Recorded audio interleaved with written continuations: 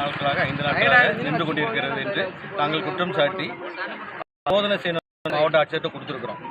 ஏன்னா டாஸ்மாகில் ஆயிரக்கணக்கான கோடி ஊழல் நடக்குது என்பது இன்னைக்கு இடி சோதனை மூலம் வெளியே தெரிஞ்சிருக்குது.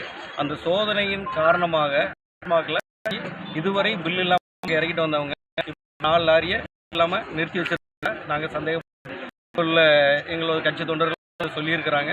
அதனால் மாவட்ட ஆட்சியர் உடனே சோதனை செஞ்சு அந்த லாரியில் பில்லு இருக்குதா இல்லையாங்கிறத சோதனை பண்ணணும்னு சொல்லி இன்னைக்கு மாவட்ட ஆட்சியர்கிட்ட மனு கொடுத்துருக்கோம்.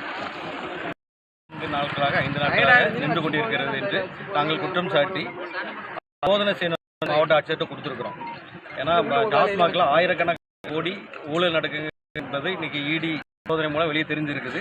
அந்த சோதனையின் காரணமாக டாஸ்மாகில் இதுவரை பில் இல்லாமல் இறக்கிட்டு வந்தவங்க 4 லாரியை இல்லாமல் நிறுத்தி வச்சிருக்காங்க. நாங்கள் சந்தேகம் உள்ள எங்களோட கட்சி தொண்டர்கள் சொல்லியிருக்கிறாங்க. அதனால் மாவட்ட ஆட்சியர் உடனே சோதனை செஞ்சு அந்த லாரியில் பில்லு இருக்குதா இல்லையாங்கிறத சோதனை பண்ணணும்னு சொல்லி இன்னைக்கு மாவட்ட ஆட்சியர்கிட்ட மனு கொடுத்துருக்கோம்.